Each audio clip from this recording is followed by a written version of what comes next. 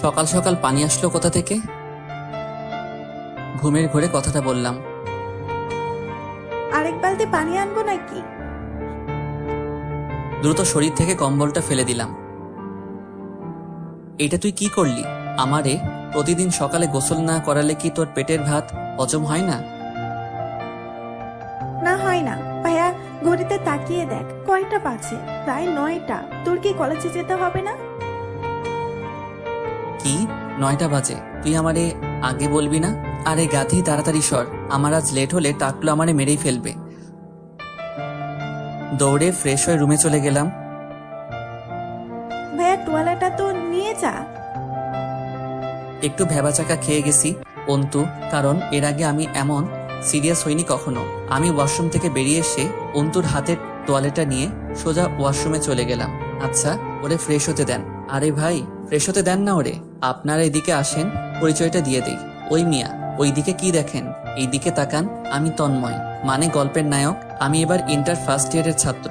সকাল সকাল সিরিয়াস মোডে আছি, কারণ গতকাল ক্লাসে ডাকলো, মানে প্রিন্সিপাল আমারে ওয়ার্নিং দিছে, সময় মতো ক্লাসে না পেলে আমারে হালুয়া বানাবে।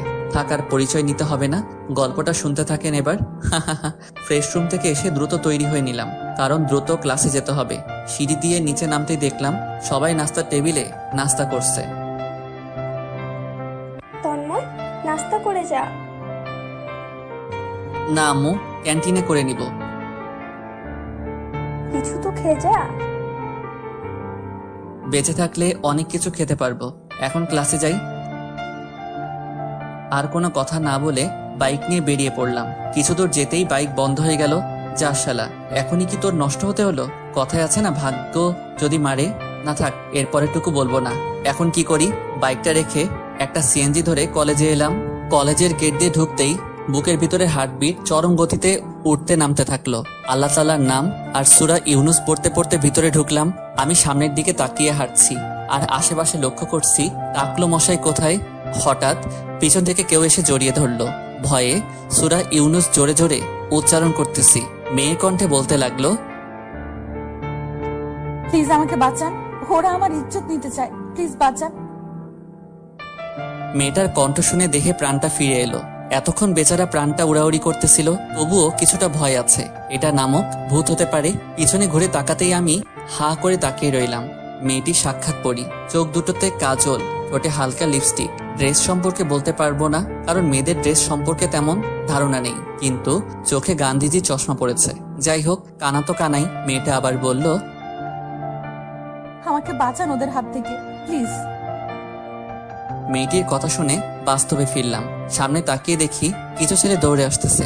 মেয়েটি আমার পিছনে লুকিয়ে গেল। কিছুক্ষণের মধ্যে ছেলেগুলো আমার সামনে এসে দাঁড়ালো। ওই মেয়েটারে আমাদের কাছে দিয়ে ক্লাসে যা। এতক্ষণে প্রিন্সিপাল সহ সকলে এসে হাজির। এই পিটার, এসব বাদ দে, ক্যান্টিনে ঝামেলা করিস না। পিটার নামের ছেলেটা প্রিন্সিপালের কলার ধরে বলল, তুই প্রিন্সিপালের মতো থাক, বেশি কথা বলতে আসিস না আমাদের মাঝে। স্যারের কলার ধরা দেখে মাথা গরম হয়ে গেল। হাত মুঠো করে ঠাস করে গলায় একটা ঘুষি মারলাম। পিটার কলার ধরে বসে পড়ল, আর বাকিগুলো নিজেদের পকেট, ঘাড়, পা থেকে ছুরি, চাইনিজ কুড়াল, রড বের করলো। স্যার, একটু সরে দাঁড়াবেন প্লিজ। হ্যাঁ, পিটারের সামনে বসে বললাম, দেখ ভাই, তোদের সাথে আমার কোনো ঝামেলা বা ঝগড়া নেই। তোদের প্রথম ভুল, ওই মেয়েটাকে টিচ প্লাস রেপ করতে চাইছিস। দ্বিতীয় ভুল, স্যারের কলার ধরে উঁচু গলায় কথা বলেছিস। কথাটা বলতে বলতে একটা ছেলে ছুরি মারলো। আমি হাত দিয়ে আটকালাম। তারপর রাম ধোলাই শুরু হলো। একটা ছেলের ছুরি আমার হাতে এসে লাগলো। অনেকটা রক্ত পড়ছে। কে দেখে কার রক্ত? মাথা যখন গরম থাকবে, হওয়াটাও গরম থাকবে।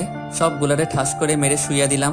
তারপর কিছু না বলে আমি ক্যান্টিনে চলে গেলাম। ক্যান্টিন থেকে একটা মাম বোতলের পানি নিয়ে এক ঢোকে সবটুকু খেয়ে ফেললাম। তারপর স্যারের সামনে এসে,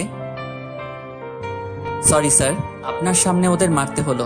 আসলে আপনাকে অপমান আর ওই মেয়ের ইজ্জত, এই দুটার কথা ভাবতেই মাথা গরম হয়ে গেছিল, তাই ওদেরকে মেরেছি।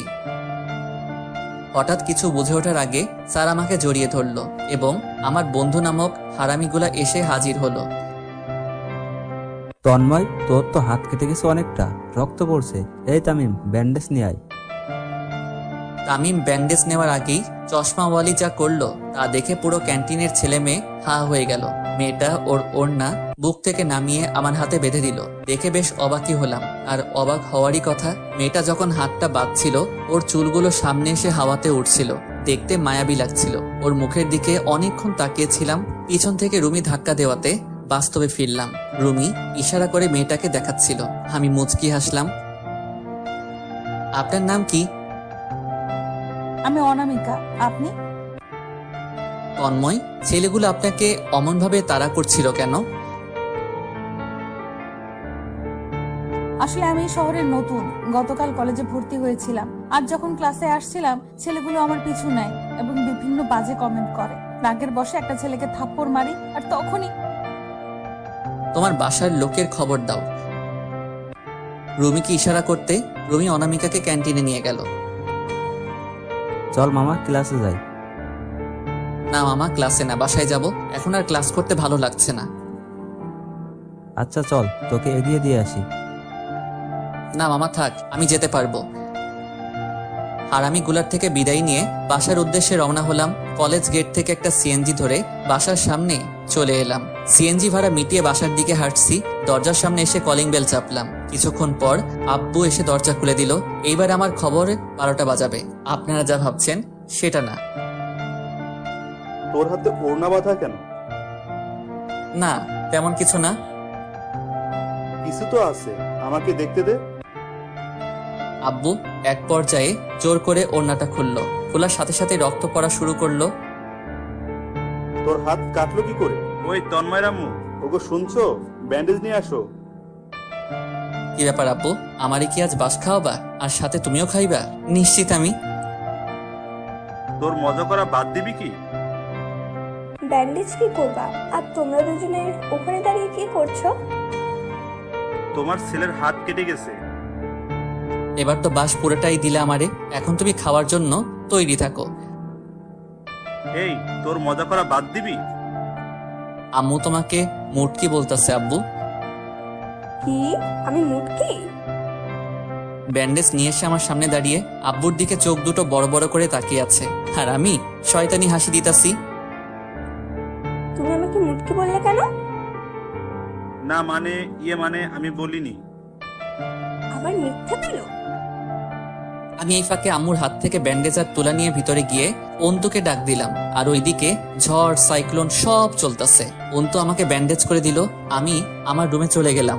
রুমে গিয়ে বিছানায় শুয়ে পড়লাম। মেয়েটির কথা ভাবতে ভাবতে কখন যে ঘুমিয়ে পড়লাম বলতে পারবো না। বিকেলে ঘুম থেকে উঠে ফ্রেশ হয়ে নিলাম। হাতটা প্রচুর ব্যথা। টি শার্টটা কোনো রকমে পরলাম। তারপর বের হলাম বাইরে ঘুরতে যাওয়ার জন্য।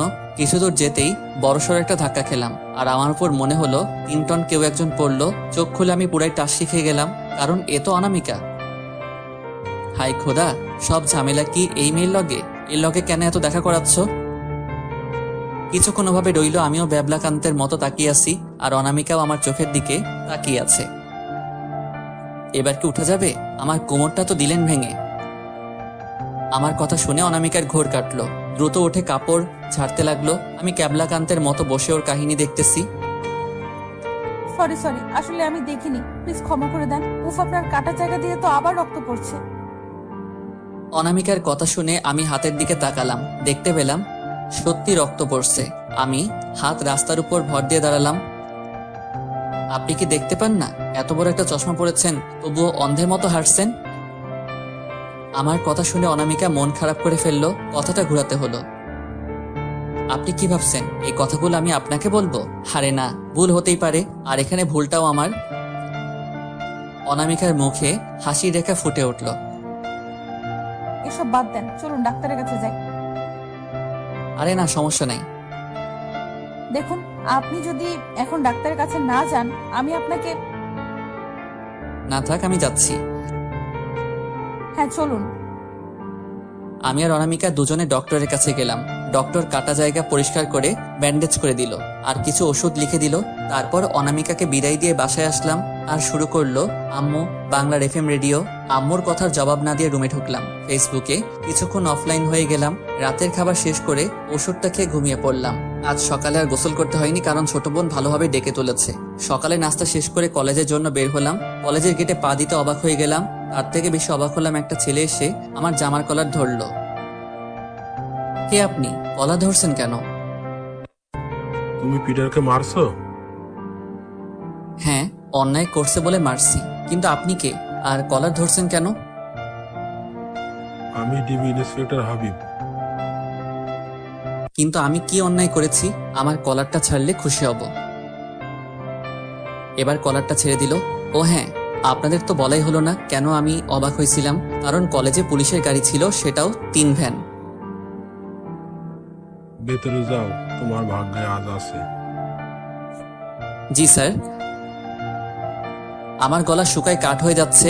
ক্যান্টিন থেকে একটা ঠান্ডা পানি নিয়ে ক্লাসের দিকে রওনা হলাম আর মনে মনে ভাবছি, এইটা কোন ঝামেলায় ফাঁসলাম, আল্লাহ জানে কপালে কি আছে। ক্লাসে ভয়ে ভয়ে ঢুকলাম। ক্লাসে ঢুকে যা বুঝলাম, আজ আমার কপালে ঘোর দুঃখ আছে। অনামিকা আমার টেনশন দেখে বলল, এই যে এত টেনশন কেন? কাল যা দিলেন না, সেসব শুনে থানার বড়বাবু আপনাকে থানায় নিতে আইছে। আমি শেষ। আমারে কেউ মাইরালা, যার জন্য করলাম চুরি সেই বলে চোর। হাইরে মাইয়া, তোর জন্য মারামারি করলাম আর তুই আমারে। তন্ময় আর অনামিকাকে প্রিন্সিপাল রুমে ডাকছে। কথাটা বলে পিয়ন চলে গেল। আমি নিজেই নিজেকে মনে মনে গালি দিচ্ছি। কি দেখে যে এই মেয়ের পাল্লায় পড়লাম আল্লাহ জানে। আমি আর অনামিকা দুজনেই প্রিন্সিপালের রুমের দিকে হাঁটছি, আর অনামিকা আমাকে দেখে হাসছে। হাসছেন কেন? আপনার চেহারা দেখে। অনেক ঘামছেন দেখছি, বাতাস করবো নাকি? আজ তো একটা বাস পাশে থাকলে কে না ঘামবে। কিছু বলছেন নাকি? কই না তো। আমার না হেব্বি রাগ হচ্ছে। আপনারা বলেন, একটা মেয়েকে আমি বাঁচালাম আর সে কিনা আমারে বাস দিচ্ছে। আর প্রিন্সিপাল তো আমারে বাস ছাড় উপহার দিত। আমি শিওর কি কপাল নিয়ে যাইছিলাম আল্লাহ জানে। প্রিন্সিপালের রুমের সামনে আসতে পারি স্যার? হ্যাঁ, ভেতরে আসো। আমি আর অনামিকা ভিতরে ঢুকলাম। তারপর একটা লোক এসে আমায় বলল, তোমার নাম কি তন্ময়? জি হ্যাঁ, কিন্তু আপনি কে? আমি অনামিকার মামা। তোমাকে যে কি বলে ধন্যবাদ দিব বলে বোঝাতে পারবো না। না আঙ্কেল, এটা আমার দায়িত্ব। আর ওনার জায়গা যে কোনো মেয়ে থাকলে আমি এমনটাই করতাম। তোমার মতো এমন করে দেশের প্রতিটি মানুষ যদি ভাবতো, এদেশের প্রতিটা মেয়ে কোনো না কোনো বাবার রাজকন্যা, কোনো মায়ের আদরের মেয়ে, কোনো ভাইয়ের কলিজা, তাহলে এদেশে ইফতেজিং ধর্ষণ হতো না। কিন্তু দুঃখের বিষয়, এদেশের মানুষগুলো এগুলো ভাবে না। তাদের চোখে নিজের মেয়েটা রাজকন্যা, অন্য মেয়েটা মাল। নিজের বোনটা কলিজা, অন্যের বোনটা মাল লাগে। এই দৃষ্টিভঙ্গির জন্য আমাদের দেশের এই অবস্থা। আর কিছু বলল না। এবার বুঝতে পারলাম এনার পিছনে পুলিশ কেন। আপনারা বুঝতে পারছেন না তাই না? আমি বুঝিয়ে বলছি। আমার মনে হয় উনি কোনো রাজনৈতিক নেতা, তাই এত ভাষণ দিতেছে। অনামিকা, তন্ময়, তোমরা এখন আসতে পারো। জি স্যার। আমি অনামিকা স্যারের রুম থেকে চলে এলাম। উনি কে? আমার মামা। ও আচ্ছা, আপনি ক্লাসে যান। আপনি কোথায় যাবেন? একটু বাবার অফিসে যাব। ও আচ্ছা, ঠিক আছে। আর একটা কথা বলবো। বলেন। আমরা কি আপনি আপনি থেকে তুমি করে বলতে পারি না?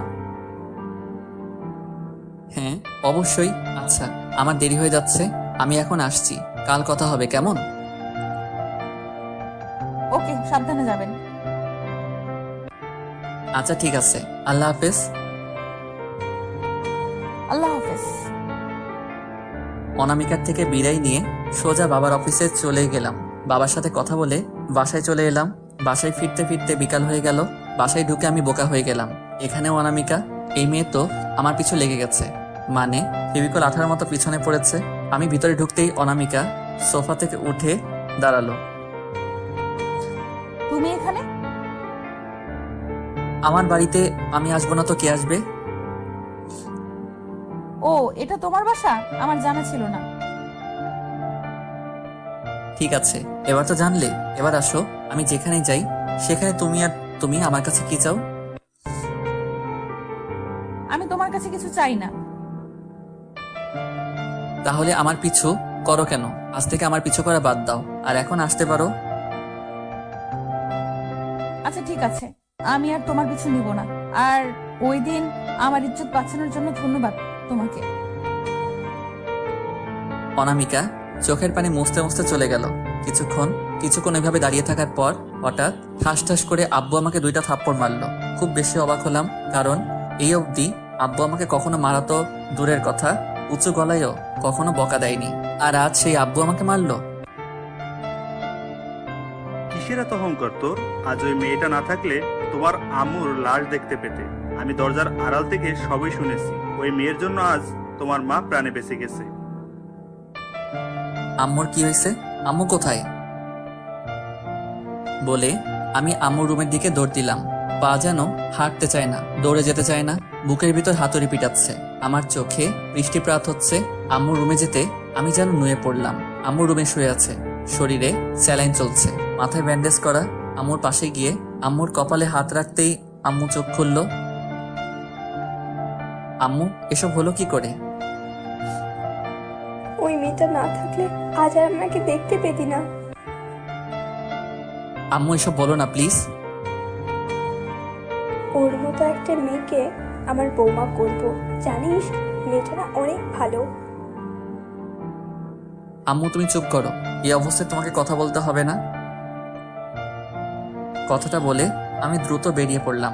বাইকটা নিয়ে অনামিকাকে খুঁজতে লাগলাম, কিন্তু অনামিকার কোথাও খুঁজে পাচ্ছি না। পশ্চিম আকাশে সূর্য ডুবতে বসেছে। অনামিকাকে না পেয়ে আনমনে পুকুর পাড়ে বসে আছি। কিছুক্ষণ বসে থাকার পর পাশ থেকে কিছু ছেলে একটা মেয়ের উঁচু গলায় কথা শুনতে পেলাম। কণ্ঠটা মনে হলো অনামিকার। দ্রুত ওইখানে পৌঁছালাম। গিয়ে দেখি কিছু ছেলে অনামিকাকে বাজে ভাষায় টিচ করছে। কিছু না ভেবে অনামিকার পাশে দাঁড়ালাম।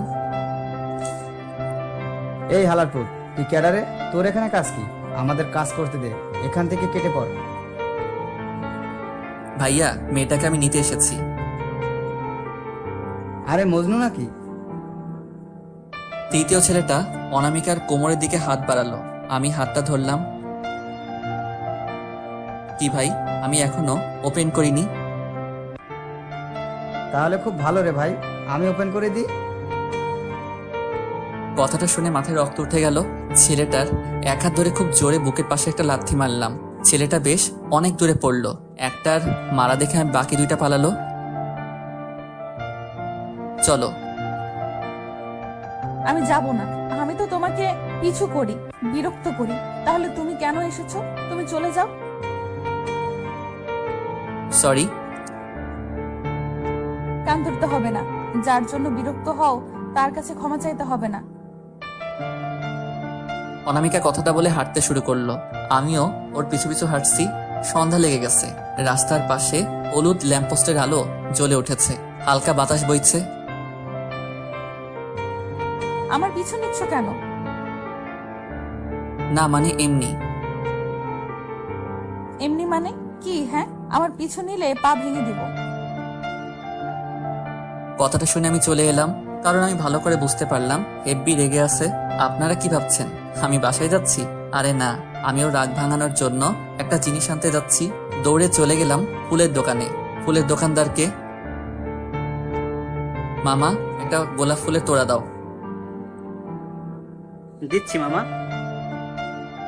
কিছুক্ষণের মধ্যে ফুলের তোড়াটা বানিয়ে আমাকে দিল। মামা, কয়টা টাকা? মামা 500 টাকা। মানিব্যাগ থেকে টাকাটা বের করে দিয়ে আবারও দৌড়াতে শুরু করলাম। অনামিকাকে যেখানে রেখে চলে আসছিলাম, অনামিকা সেখানে দাঁড়িয়ে আছে। আমাকে দেখে হাঁটতে শুরু করলো। আমি দৌড়ে ওর সামনে দাঁড়ালাম। কি হয়েছে? সামনে দাঁড়ালে কেন? তোমাকে কিছু বলার আছে। কি বলবা বলো। তোমাকে যে ভালোবাসি কি করে যে বলি। কিছু বললে বলো, না বললে আমি চলে গেলাম। কি করব, বুকের ভিতর থাকা হার্টবিট বাড়তে শুরু করলো। যাই হোক, আমাকে তো বলতেই হবে, নাকি আমার হয়ে আপনারা বলে দিবেন? আপনারা বলে দিলে আমার ভালোই হয়। হাঁটু কেড়ে অনামিকার সামনে ফুল নিয়ে, আমি তোমাকে ভালোবাসি কথাটা বলতে গিয়ে অনেকবার ফিরে এসেছি। জানি না তুমি আমাকে ভালোবাসো কিনা। সত্যি আমি তোমাকে অনেক ভালোবাসি। I love you Anamika, I love you so much. Anamika আমার হাত থেকে ফুল নিল আর আমি উঠে দাঁড়ালাম। তারপর অনামিকা যেটা করলো তার জন্য আমি মোটেও প্রস্তুত ছিলাম না। হঠাৎ হাত থেকে ফুল ফেলে দিয়ে আপাতত আমার গালে হাত দেওয়া। ওই, আপনার আবার গালে হাত দিয়েন না কিন্তু। অনামিকার দিকে অপলক দৃষ্টিতে তাকিয়ে আছি। কিছুক্ষণ আমার দিকেও তাকিয়ে রইল অনামিকা। দুজনেই নিশ্চুপ, কেউ কোনো কথা বলছে না। নীরবতা ভেঙে অনামিকা বলল, দেখো তন্ময়, আমি তোমাকে বন্ধু ভেবে এসেছি, কিন্তু তুমি এমনটা করবে আমার জানা ছিল না। তুমি আমার দুবার ইজ্জত রক্ষা করেছো, তাই তোমার প্রতি আমি কৃতজ্ঞ। তোমার আর আমার মাঝে সম্পর্ক হতে পারে না, তাই এসব ভুলে যাও। আমার মুখ থেকে একটা কথা বের হচ্ছে না। হাতে কি জোর মাইরি, গাল দুটো ব্যথা করে ফেলছে। কেমনে কথা কইতাম আপনারাই বলেন। অনামিকার কথা শুনে নিশ্চুপ মেরে গেলাম আর পিছন ঘুরে হাঁটতে থাকলাম। এতক্ষণ চোখের জলটা লুকায় রাখছিলাম, কিন্তু এখন আর পারছি না।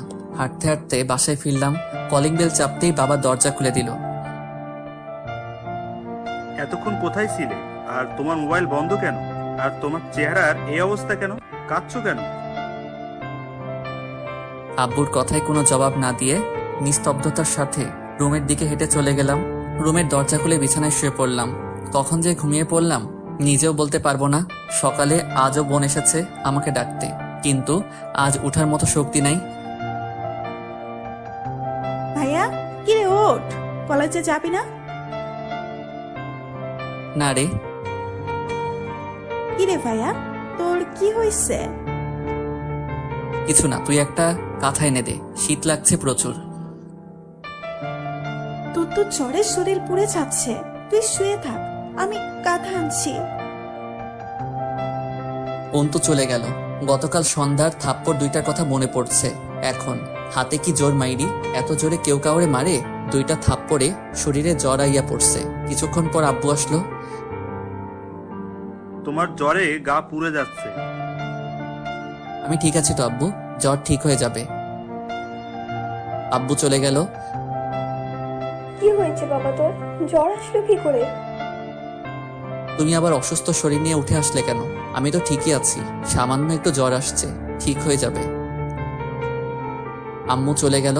আপনারা কি ভাবছেন? হ্যাঁ, আপনারা যেটা ভাবছেন ওইটাই সঠিক। পরিবারের সকলের আদরের ছেলে আমি। কিছুক্ষণ পর অন্তু চলে এলো, কাঁথা দিয়ে আমার পাশে বসে কান্না করতেছে। কি রে, কাঁদছিস কেন? কই, আমি কাঁদছি না তো। কি হয়েছে বলবি তো? কিছু না। বলে চলে গেল। আমিও বুঝতে পারলাম না বোন আমার কাছে কেন। আপনারা কেউ কি বুঝতে পারছেন? কিছুক্ষণ পর ডাক্তার কাকু আমার রুমে আসলো। আম্মু আর বোন কান্না করছে। কি হয়েছে তোমাদের, কান্না করছো কেন? তোমরা এমন ভাবে কান্না করছো যেন আমি মরে যাব। এমন কথা বলিস না বাবা। ভাইয়া, এসব বলতে নেই।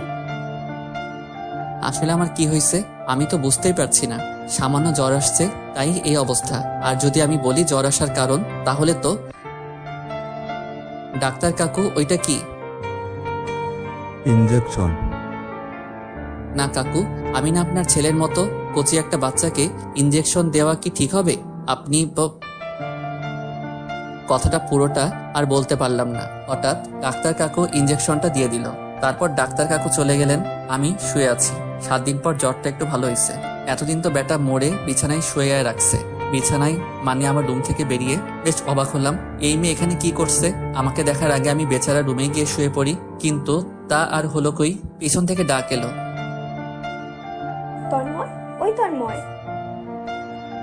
জি আম্মু। এদিকে আয় তো বাবা। আসছি আম্মু। অন্তু, ওই অন্তু। আম্মু, অন্তু কই? ও তো সেই কখন প্রাইভেটে গেছে। হ্যাঁ বলো। আম্মু ইশারা করে সালাম দিতে বলল আমায়। আসসালামু আলাইকুম। ওয়ালাইকুম আসসালাম। কেমন আছো? জি ভালো, আপনি?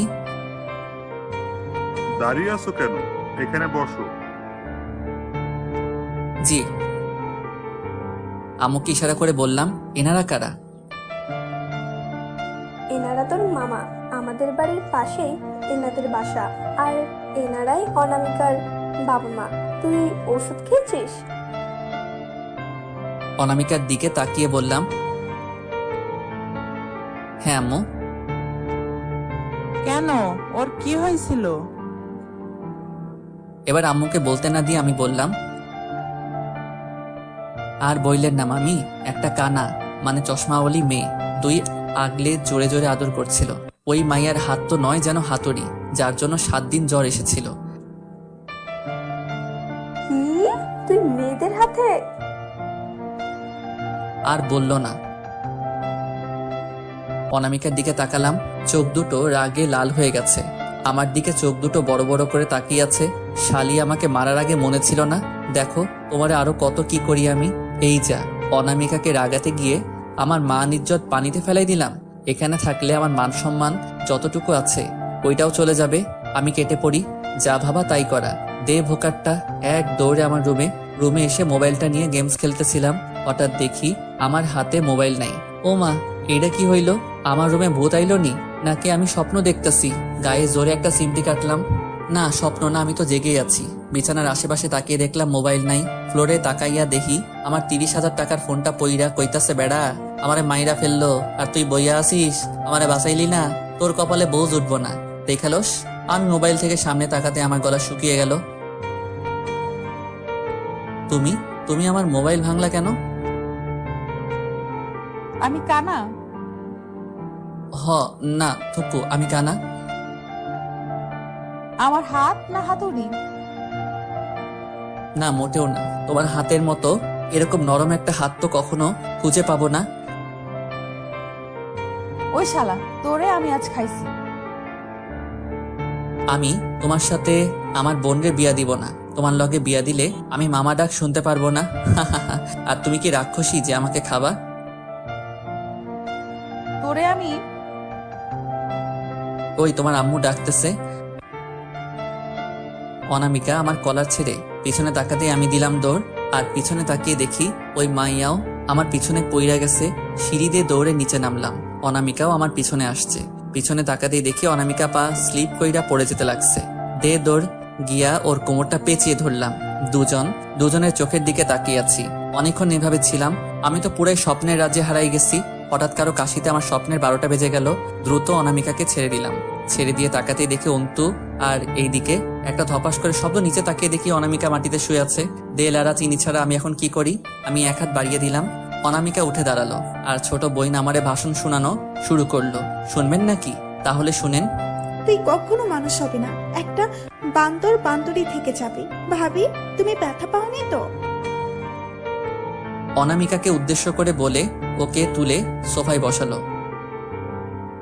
ভাবি। কেন, আমি কি কিছু ভুল বললাম? এমন ভাবে তাকিয়ে আছো, তোমরা যে আমি এলিয়েন। আমাকে উদ্দেশ্য করে, তুই এলিয়েন না, তবে শেওড়া গাছের সাক্ষাৎ পেতনি। কি বললি তুই? আরে বোন, আমি তোকে বলবো কেন? এখানে কি শুধু তুই আছিস? অন্য কেউ তো আছে। অনামিকার দিকে তাকিয়ে বললাম কথাটা। অনামিকা রাগী লোক নিয়ে উপরে চলে গেল। এভাবে বিকালটা পার করলাম। রাতে খাবার টেবিলে বসে, তন্ময়, সে কোন ছোট থাকতে আমাদের বাসায় গেছো?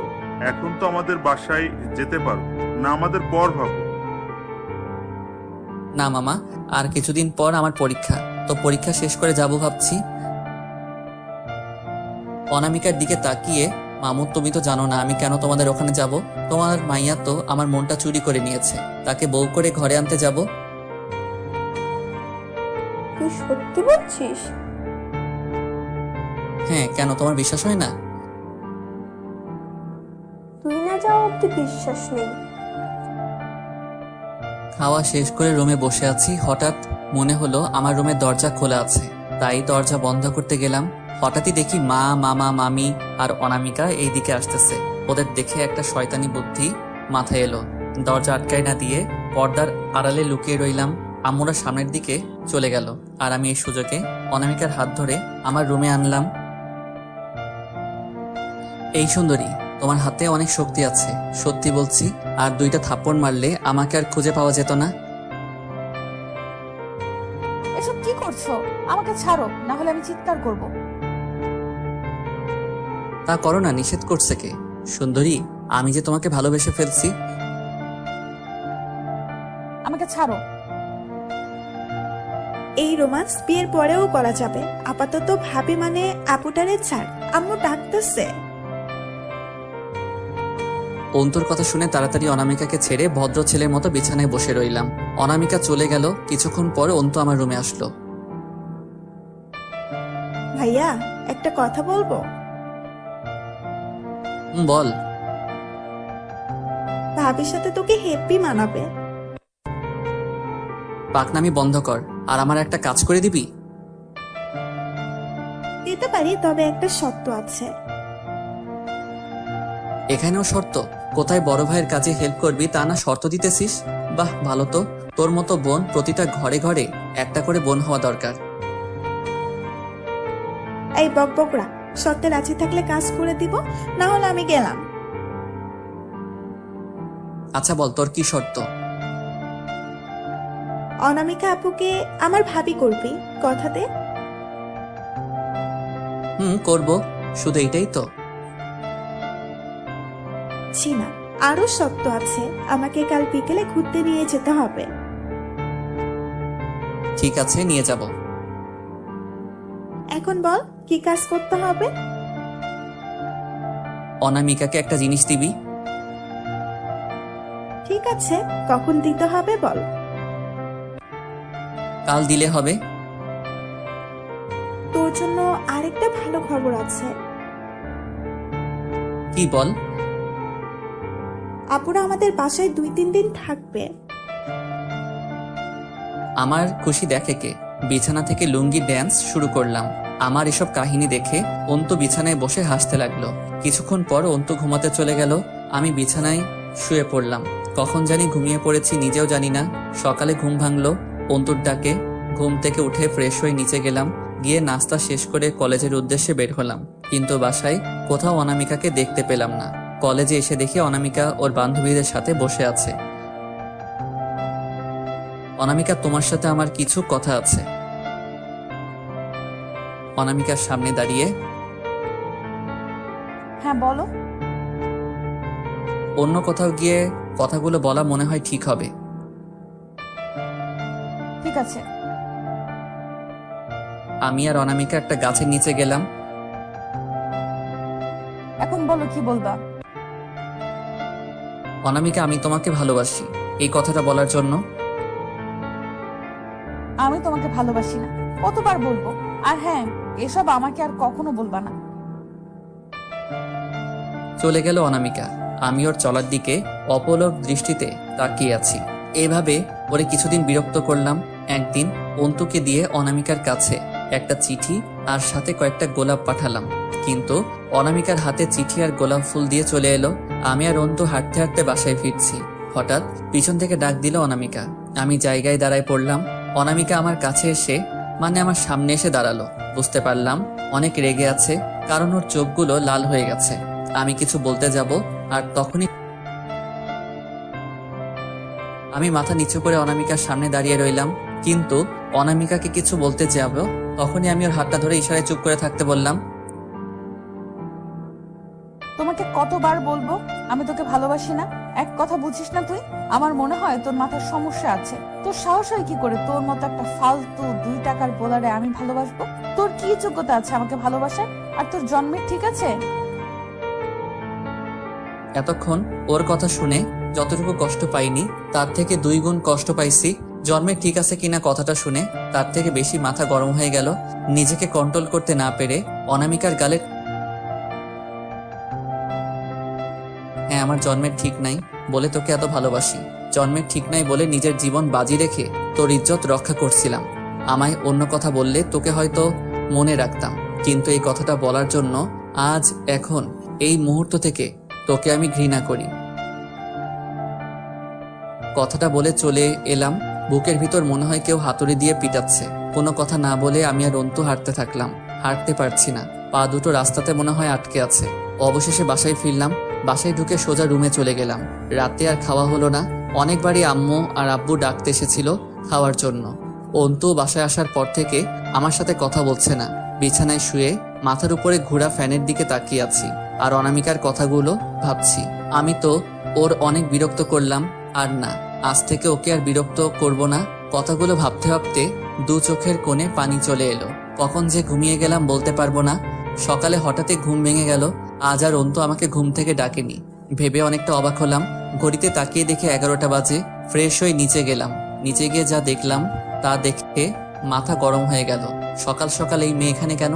আমি নিচে না নেমে আমার রুমে গিয়ে তৈরি হয়ে নিলাম। তারপর নিচে নামলাম। কই যাচ্ছিস? এই তো আড্ডা দিতে। তোকে আড্ডা দিতে যেতে হবে না, এখন তোর নানুদের বাসায় চল। আমি যাব না, তুমি চলে যাও। কি বললি? আবার বল। ঠিক আছে, এত রাগ করতে হবে না, আমি যাব। অন্তু কোথায়? ও ছাদে গিয়েছে। আম্মুর সাথে কথা বলে ছাদে চলে এলাম। অনামিকার দিকে তাকাইনি একবারও। এটা দেখে অনামিকা নিশ্চয়ই খুশি যে আমি তাকে বিরক্ত করা ছেড়ে দিয়েছি। আমি ছাদে চলে গেলাম। ছাদে গিয়ে দেখে অন্তু দোলনায় দোল খাচ্ছে। আমাকে দেখে উঠে চলে আসতেছে। এই অন্তু, কোথায় যাচ্ছিস? ছাড়ো, আমি নিচে যাব। তোর সাথে আমার কিছু কথা আছে, এদিকে আয়। অন্তুকে নিয়ে দোলনায় বসালাম। বলো, কি বলবা? কি হয়েছে তোর? আমার সাথে কথা বলছিস না কেন? দেখো ভাইয়া, অনামিকা আপু তোমার সাথে এতটা খারাপ ব্যবহার করলেও তারপরেও আমি তোমাকে কিছু বলিনি। তুমি তার জন্য সারাদিন খাওনি, তুমি সারাক্ষণ কান্না করছো, তবুও আমি কিচ্ছু বলিনি। শুধু তোমাকে একটা কথাই বলবো, যাকে এতটা ভালোবাসো সে যেহেতু তোমাকে ভালোবাসে না, তুমি তাকে কেন ভুলে যাচ্ছ না? দেখ বোন, আমিও চেষ্টা করছি অনামিকাকে ভুলে যেতে। অনামিকা যেহেতু আমাকে চায় না, তাহলে আমি মনে রেখে কি করব? কিন্তু আমি যে পারছি না। যতবারই ভুলতে যাব ততবারই ওর কথা মনে পড়ে ওর মায়াবী চেহারাটা। আমি কি করব বল? নিজের অজান্তে চোখের কোণে জল চলে এলো। এই চোখের পানের মূল্য যদি অনামিকা আপু জানতো তাহলে তোমাকে আজ কাঁদাতো না। তুমি ওর জন্য কি করনি বলো তো? ওই মেয়ের জন্য নিজের একটা কিডনি দিয়েছো, আর আজ সেই মেয়ে তোমাকে এতটা অপমান করলো। তুই এসব জানলি কি করে?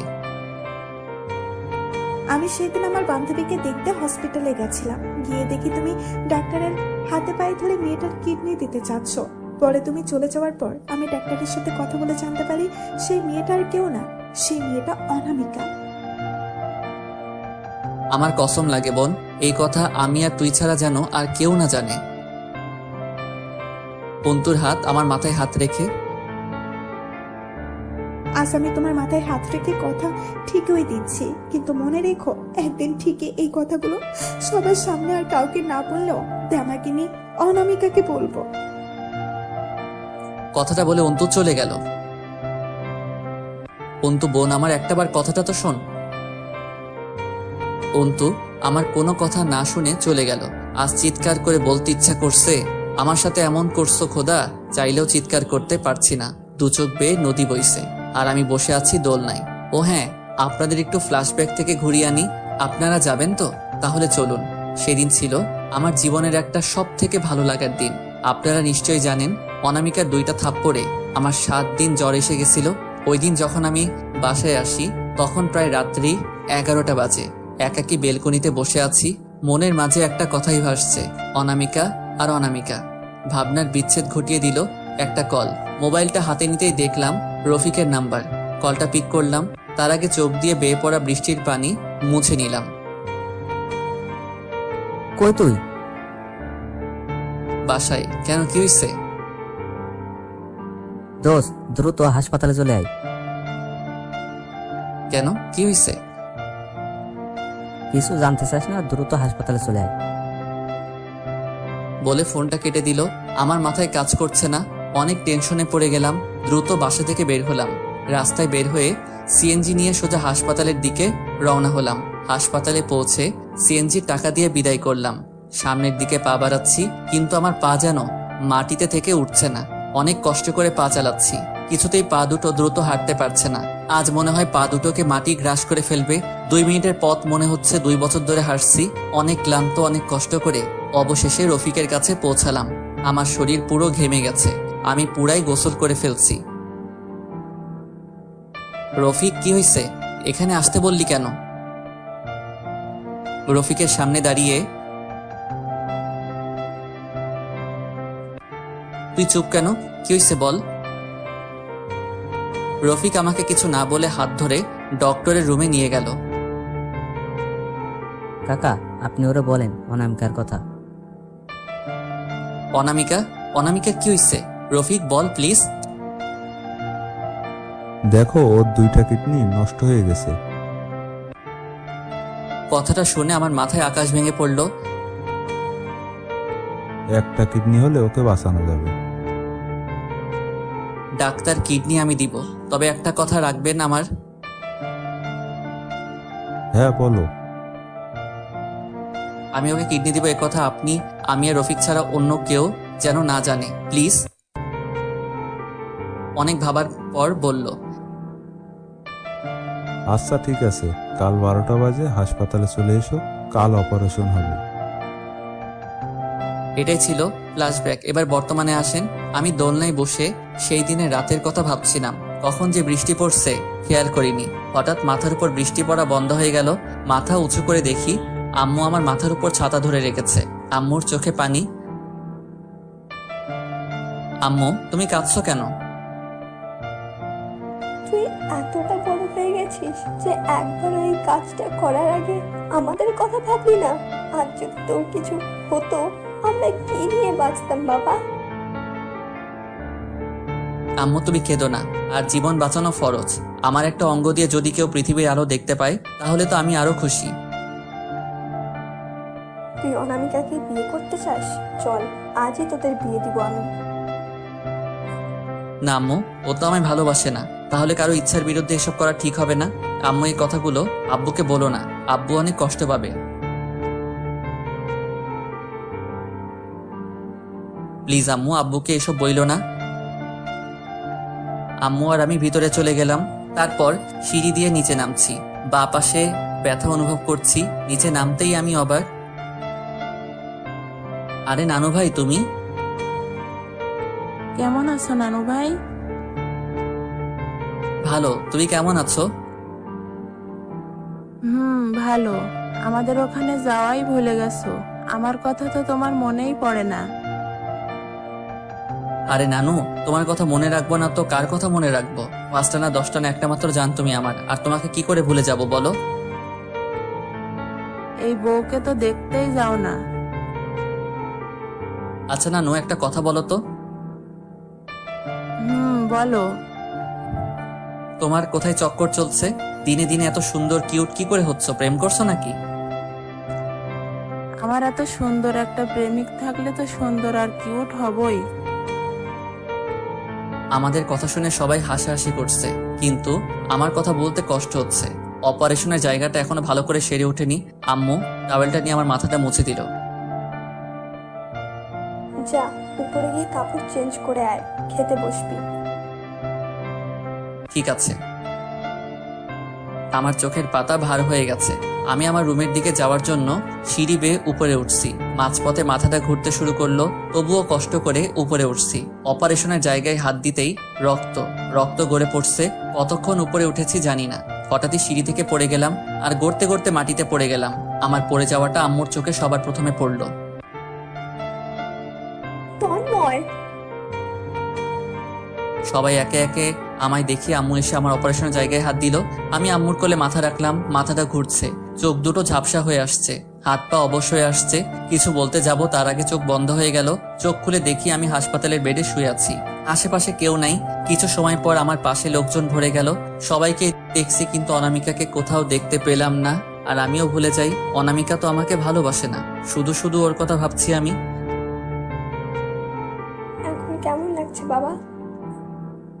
আম্মু, আমি তো ঠিকই আছি, এতে কাদার কি আছে? অনামিকা, এদিকে আয় মা। দেখলাম অনামিকা সবার শেষে দাঁড়িয়ে আছে, চোখগুলো লাল হয়ে গেছে, মনে হয় কেঁদেছে।